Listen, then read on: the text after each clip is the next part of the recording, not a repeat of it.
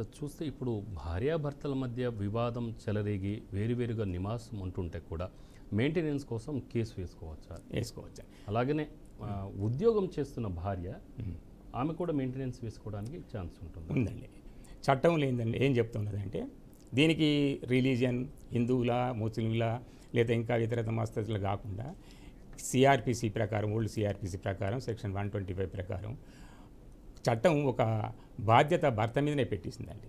భర్త అనే అతను అంటే మెన్ ఏం చేయాలంటే తన భార్యను పిల్లల్ని తర్వాత తల్లిదండ్రులను పోషించే భారం అతని మీదనే పెట్టేశారు.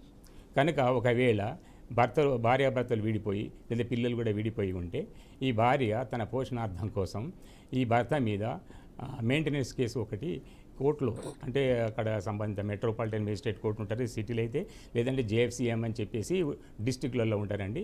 అక్కడ మనం ఈ కేసును ఫైల్ చేసుకోవచ్చు. ఈ మధ్యకాలంలో ఫ్యామిలీ కోర్టు కూడా వచ్చేసిందండి. ఫ్యామిలీ కోర్టులో వస్తే కూడా అక్కడ కూడా ఈ ఫ్యామిలీ కోర్టులో ఈ ఎంసీ కేసు అంటే మెయింటెనెన్స్ కేసు అనేది ఒకటి ఫైల్ చేసుకోవాలండి. ఫైల్ చేసుకొని మీకు అంటే మీరు పోషించుకోలేని స్థితిలో ఉన్నప్పుడు మాత్రమే ఈ చట్టంలో మీకు ఎక్కువ న్యాయం జరిగే అవకాశాలు ఉంటాయండి.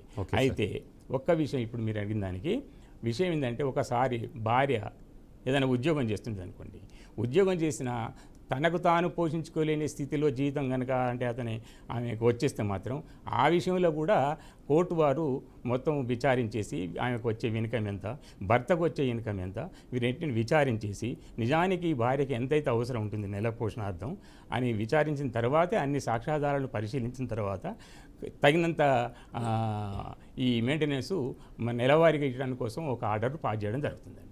ఓకే సార్, ఇక ఇంకో కాలర్ ఉన్నారు. సురేంద్ర గారు నిజామాబాద్ నుంచి మాట్లాడుతున్నారు. సురేంద్ర గారు మీ సమస్య ఏంటో చెప్పండి. లాయర్ గారు ఉన్నారు. లాయర్ గారు నమస్కారం అండి. నమస్తే అండి. సార్ ఏం లేదు, మా ఫ్రెండ్ ఒక ప్రాబ్లం ఉందండి, దాని గురించి కాల్ చేశాను నేను. చెప్పండి. హలో చెప్పండి సార్. మా ఫ్రెండ్ వాళ్ళ భార్య మా ఫ్రెండ్ పై మీద మెయింటెనెన్స్ కేసు వేసింది సార్. ఓకే. సో 2 పిల్లలు ఉన్నారు.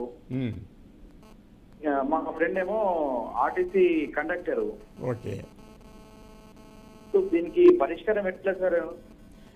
విషయం ఏంటంటే భార్యకి అంటే చట్టం నిర్ధారించేసిందండి. భారతాన్ని నింపడం మన న్యాయ వ్యవస్థలో ఈ మన పార్లమెంట్ వాళ్ళు అంటే మన శాసనకర్తలు ఏం చేశారంటే ఈ సెక్షన్ ఒకటి ఇంట్రడ్యూస్ చేసేసి ఒకవేళ భార్య తనకు తాను పోషించుకోలేని స్థితిలో ఉన్న తర్వాత మైనర్స్ పిల్లలు ఉన్న వీళ్ళందరినీ పోషించే బాధ్యత కేవలం భర్త మీదనే ఉంటుందండి. అయితే ఎంత అనే దానికి ఇప్పుడు ఇది మిద్దంగా లేదండి. దాదాపు 2000 సంవత్సరాల పూర్వం కేవలం 500 నెలకు 500 మెయింటెనెన్స్ మాత్రమే ఉండేది. కానీ ఇప్పుడు ఆ నియమం సడలించేశారండి.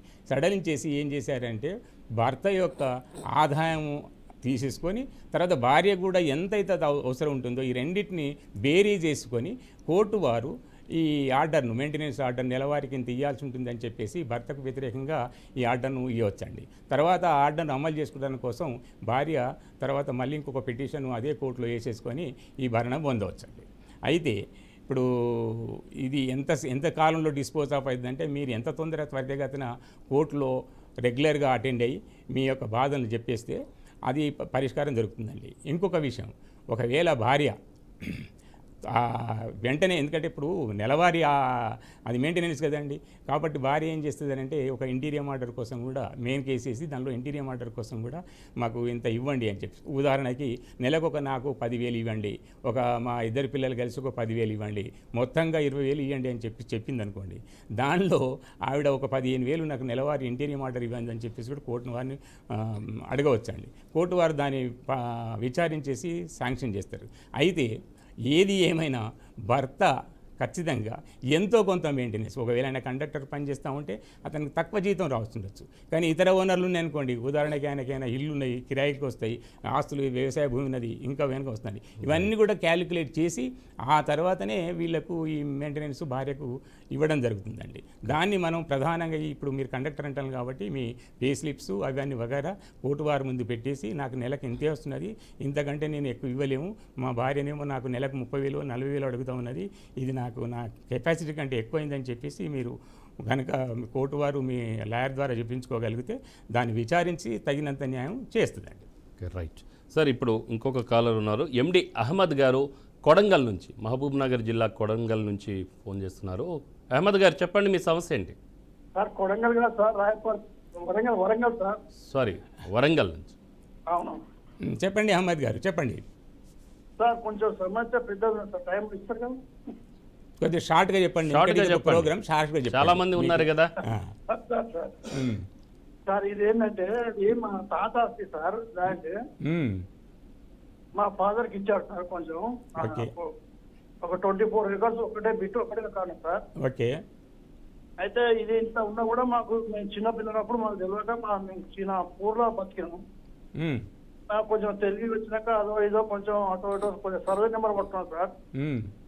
పట్టుకుని ఒకసారి ఎంఆర్ ఆఫీస్కి పోతే, MR office RD office sir, first RD office పోయి ఇట్లా సార్ మా ల్యాండ్ మా ఫాదర్ ఏం చేసినట్టే 24 acres కు ఒక 16 acres వరకు రాసిచ్చింది సార్. ఎవరికి?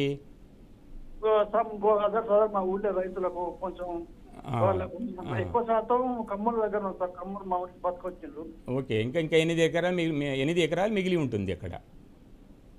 మొత్తం 24 ఎకరాలు కదా? లేదు సార్, పట్ట 24 సార్, అది మొత్తం ఒక బిట్టు. మొత్తం 24 ఎకరాలు పట్టయింది సార్. మా తాత పేరు మా నాన్న చేశారు సార్. ఓకే. అయితే అందులో నుంచి మా నాన్న ఏం చేసినంటే, ఊరు పట్టుకో ఉండకపోకుండా అప్పుడు మా ఇది ఇస్తామంటారు కదా, దేశం అదే అది మన మతం ప్రచారం తిరిగి పోతా ఆ పోయినప్పుడు కొంచెం మన పెడు అమ్ముకుంటా పోయిస్తాయి. ఓకే, అమ్ముకుంటా పోయాడు. మా తాత ఏం చేసినంటే, ఇట్లా ఉంటే మొత్తం అమ్ముతాడని ఈయనకు ఒక పిట్టు నుంచి 20 ఎకరాల బుట్టు నుంచి నువ్వు దీనికి ఇంత నీసి పెట్టి పోయిండు. ఈయన వాళ్ళ కింద అమ్ముకుని లాస్ట్కు 16 ఎకరాలు అమ్మింది సార్. ఓకే. ఒక 2 ఎకరాలు ఏదో అతని దగ్గర పని చేస్తున్న అతనికి ఇచ్చేసాడు. 16-2-18 సార్. ఇంకో 4 ఎకరాలు, ఒక 4 ఎకరాలు కబ్జాలు ఉంటారు పైన. ఇంకో 2 ఎకరాలు ల్యాండ్ మన ఈ దారి కింద నిలుచుకున్నాడు సార్.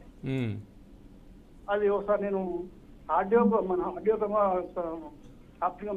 అర్జీ పెట్టుకుంటే ఎంఆర్ఓ రాశారు సార్. ఎంఆర్ఓ వచ్చి మా ఊరికి ఒకసారి పంచనామాకు వచ్చారు సార్. పంచనామాకు వచ్చినప్పటికీ మా నాన్న పరిస్థితి ఏంటంటే మంచం ఉన్నాడు సార్ అప్పుడు. ఓకే. ఇంత చెవులు ఇంటి రావు, ఫిజికల్ హ్యాండిక్యాప్ మంచాలు ఉంటే ఆయన దగ్గర వచ్చి ఏదో అనమా ఇన్ని రాసిచ్చాడు చూపించండి సార్. అహ్మద్ గారు, ఇప్పుడు మీకు ప్రశ్న చాలా పొడుగు అవుతా ఉన్నది. విషయం ఏంటంటే, నాకు అర్థమైపోయింది ఏంటంటే, మీకు మీ తాతగారి నుంచి వచ్చినట్లయితే మీ ముస్లిం పర్సనల్ లా ప్రకారం ఉంటుందండి ఇది. ఓకే. అయినప్పటికీ ట్రాన్స్ఫర్ ఆఫ్ ప్రాపర్టీ యాక్ట్ ప్రకారం కూడా ఒకవేళ మీ తాతగారు అబ్జల్యూట్ ఓనర్ అయితే అతనికి రైటే ఉంటే, అతను కనుక ఏదైనా డాక్యుమెంట్లు ఎవరికైనా ట్రాన్స్ఫర్ చేసినప్పుడు చట్టబద్ధంగా ట్రాన్స్ఫర్ చేస్తే మాత్రం వాళ్ళకి హక్కులు ఉంటాయండి. లేకుంటే ఆ హక్కులన్నీ మీకు మీ వాళ్ళ వంశస్థులందరికీ అండి.